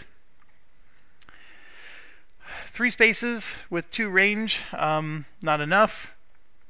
4 spaces with 3 range, not enough. But they're getting closer. 1, 2, 3. 1, 2, 3, 4. I mean, their range is getting them to about here. They're getting close, but we're going to finish her off this round. Okay, each hero on or adjacent to this space here, or this space here, flips a card with a scar token. So that's the one that's troublesome. It's right next to the tree. And the only hero next to that is Bryn. So Bryn happens to have 4 here, which would be 8 damage that would kill her. But she has this one up here, and she'll flip this one instead, because that only did 2 damage to her. And thank goodness she had a scar on that other token. And that was actually because of the ability of Necrol just this last round. Okay, so that's the only hero that was next to that spot. And the Fae are getting angrier. This is getting very dire, but we're going to finish it off. So, lots of things we can do here. For example, I got the crooked staff, but I'm going to go ahead and use one action to flip this over. That does cause him to take 2 damage, but we know that her weakness is slash, and the wand uses slash. So he's very strong against her, and we're going to go ahead and roll him up against her. Going to use the glimmering wand. He rolls an orange die, and here you can see it's 3 successes. We're just going to punch in 2 so we don't give out scar tokens. And of course I have to put a fatigue on.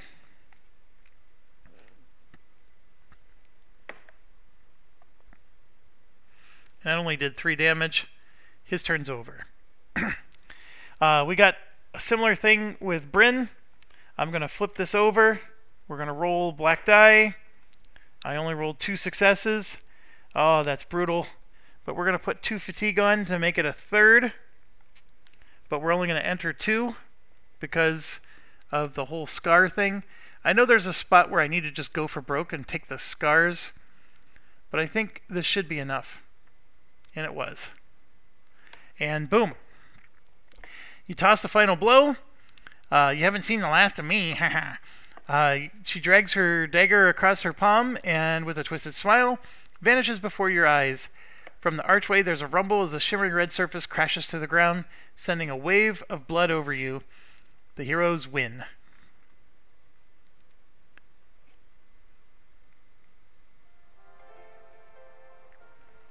Okay, so shouts of alarm, cries of happiness through the forests as members of the caravan find their missing friends and family. 4 companions reunite as well. Everyone alive and unhurt, that is true. What was that? Uthuk magic.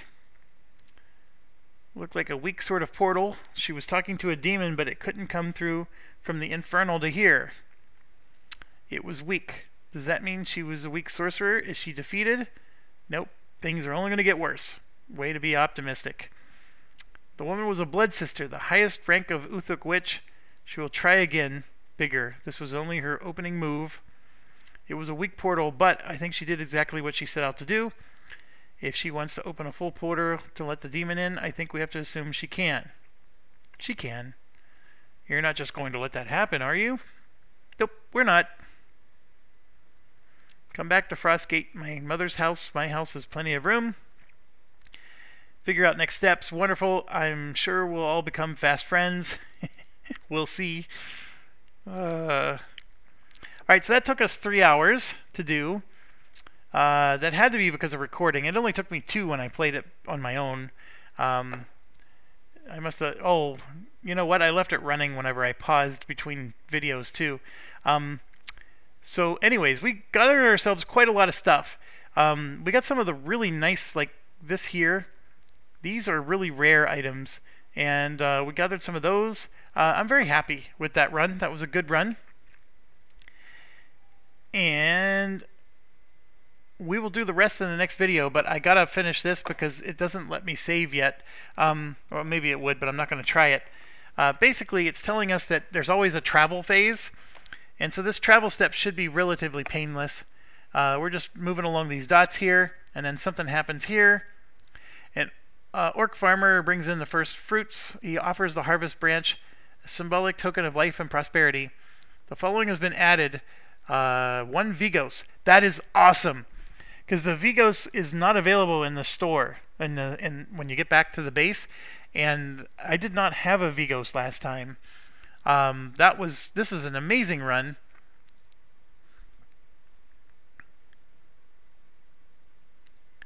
All right, there's a lot of dialogue here. Basically, we're gonna go to Bryn's house, and everybody's telling her how nice it is, and it's her mother, and everybody's like realizing that Bryn is royalty, like, you know. So this blonde guy is running the house. He greets them, welcome home. Uncle Ronan is his name, and everybody's saying hi to him. This guy knew he was Ronan of the Wild, and he's like, I've not seen that name in years. Soon everybody's in the room. They tell him about the Watchtower. They need to tell the Baroness. And the Baroness says, I'm right here. So she's already there. And it's her aunt. The plot thickens. Why aren't you in Highmont? It's a family reunion. I had no idea you were a nobility. Introductions made all around. Charmed to meet you all. Things are not going well. The Uthok has threatened us all across the barony. I've gotten word that the undead are stirring. Refugees have been pouring into Frostgate. We're the only city in the north large enough to accept them. The Baroness has been negotiating with the clan elders to make sure Forthan's people aren't turned away. Shouldn't we be taking the battle to Uthok and protecting her people? What a good question. Shouldn't she? She should. She will, beginning now. I'd like to ask you and your friends for help. We're not her friends. Help with what? Galadin's just such a pleasant person. I mean, he fits the emo type so much. We're not her friends. Apparently, this is what I envision when I see people responding on Board Game Geek. This is the picture. Like, especially whenever they correct you, like they're a grammar Nazi. That's what I look like when they're on Board Game Geek. This is what they look like. That's exactly what I envision. And then they're even holding their steak knife, just like this, while they're typing into the computer. You used your improperly. So therefore, it invalidates everything else you were trying to say. I love that logic. You spelled something wrong, so that invalidates everything you just tried to say, just because you spelled something wrong. Anyways, sorry. You could tell I'm triggered. My soldiers can't defend every watchtower, and when new threats or new opportunities appear, I have no assets to spare. In short, I need adventures. You 6 are what I'm looking for. 6? There's only 4. There we go, 6. And then we get introduced to Kelly and Chance. Now what's interesting is yeah, we get Kelly and Chance added to our party, but we're still only going to ever be able to bring 4. So then all it does is make you make hard choices from here on out. I don't like that at all, but it is what it is. I think I might at least use Chance, because we ended up getting an upgraded gauntlet that we found. And I think we're just going to be opportunistic, and whoever has the best gear is the one that gets to go. So she's a dwarf. Pleased to meet you. Skilled artisan. I need a few brave souls to help me lead them to safety. I'm sure the Forge Smiths Guild would reward our bravery. And there's brigands that have been stealing supplies. That's me. I'm not a brigand, but I know where to find them. Maybe get the supplies back. So Chance is your typical rogue. I'm happy to help them, milady, but how? With what resources? U6, you're a quick thinker, aren't you, Baroness Adeline?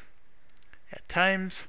Your company now includes trained warriors, at least one skilled wizard, a dragon hybrid who, unless I miss my guess, has more experience and wisdom than everyone in this room put together. I will agree to this, so long as we understand that fighting the Uthuk is our most important objective, and that you start spelling the word loose correctly. You may have cause to regret that proclamation. There's more powerful enemies. As evil as the Uthuk and far more powerful. Yes, we get it. Someone took off your wings. We get it. Fine, but I have a condition, because ultimatums is what this is all about. We operate out of this house, not Highmont. If we allow Kelly and Chance to join us, then none of them answer to you. We're a party of equals, no soldiers in your army. I wouldn't have it any other way. I'll leave you to it. Baroness and Ronan depart, leaving 4 companions alone. Even the dwarf and the Herricks have excused themselves. This is very exciting. What should we do first? 2 quests are now available. Okay, so now we're in the city. I will be ending the video soon, but we'll go through this real quick. We get to do 3 things in the city. When we're done, we're going to click on this thing in here, and there's going to be 1 of 2 quests that we go on. From this point forward, we're caught up. There's nothing I know that you don't already know, except for I saw what was in that shop, and I'm curious to see if it changed. So everybody's going to gain some skills. So I already have them selected.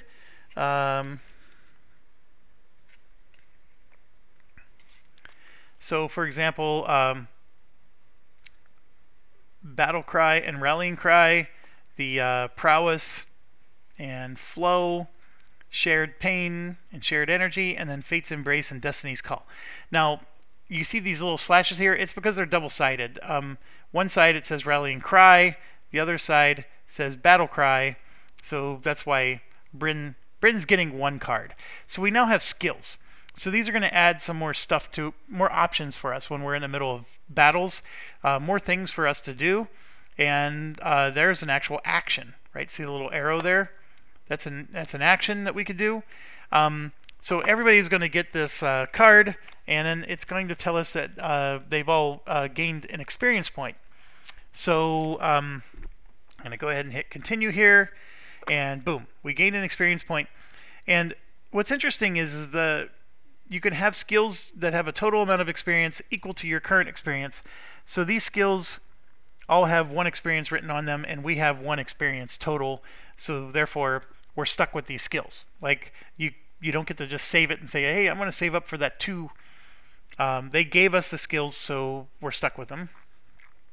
Then Kelly and Chance, they both start.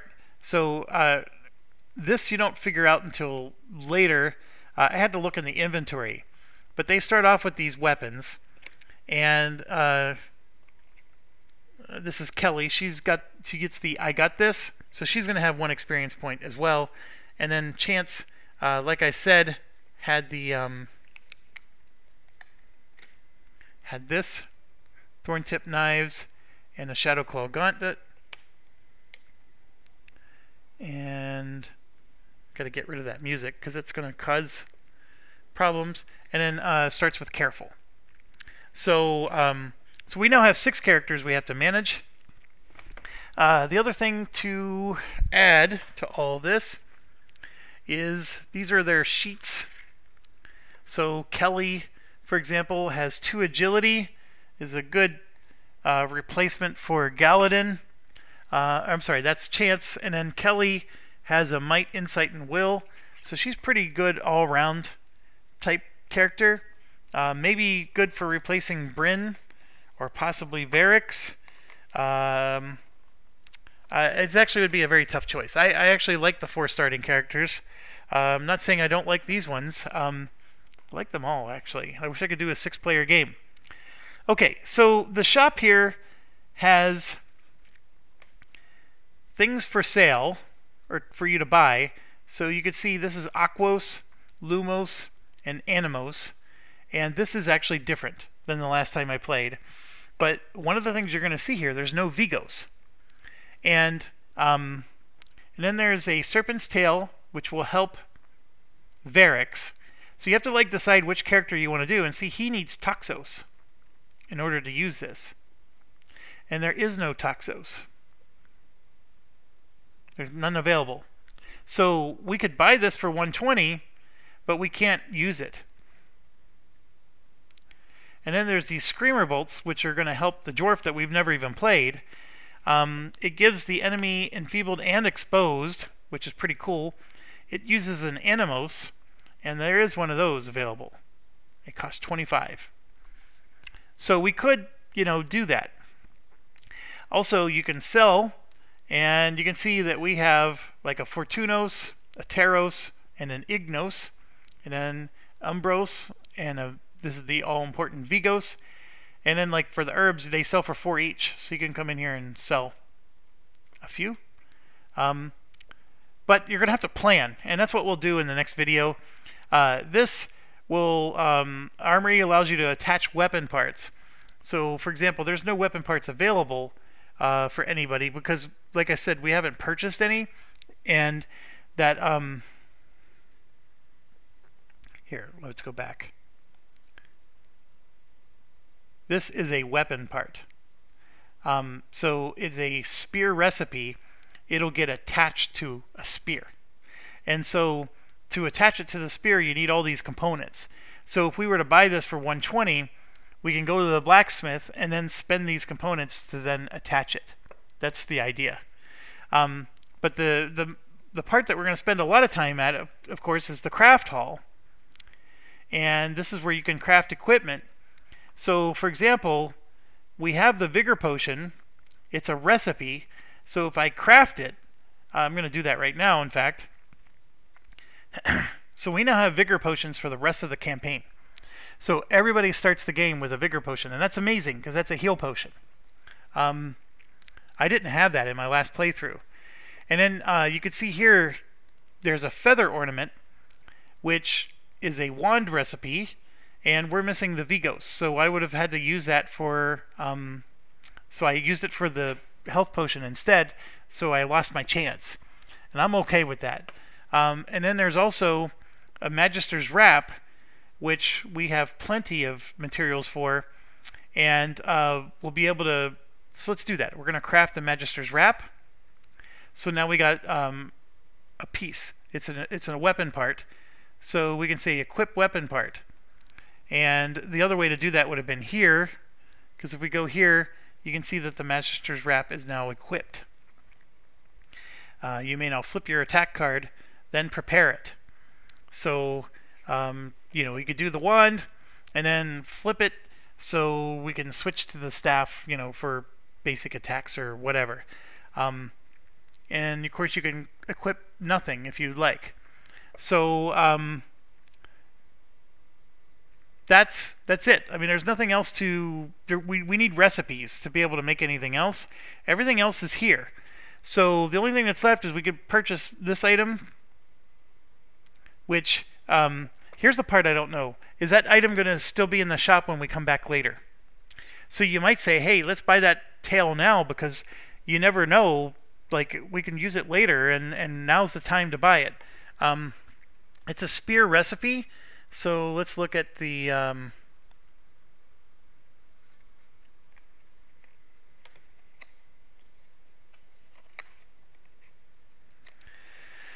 yeah, I see a Sunforged Spear, and that's it.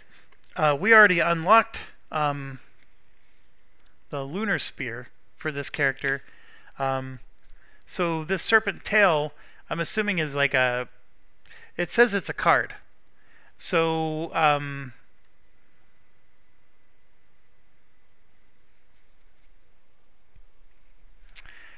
that's weird. I would think that was just enhance a card. Anyways, we would need a Toxos. I don't know if we choose not to buy it now, will it still be there for us later? That's the risk we're taking if we don't pick it up now. Same with these crossbow bolts. Same deal. And then, of course, you got these materials, which I don't know how much this changes from visit to visit either. So that's our dilemma, but I'm going to go ahead and end the video now. We're at 2 hours. But there you got it. We did not have to attack any of those guys. They were not a factor. We were able to explore everything and still kill the witch. She did damage us quite a bit. These dang scar tokens were a bit of a problem.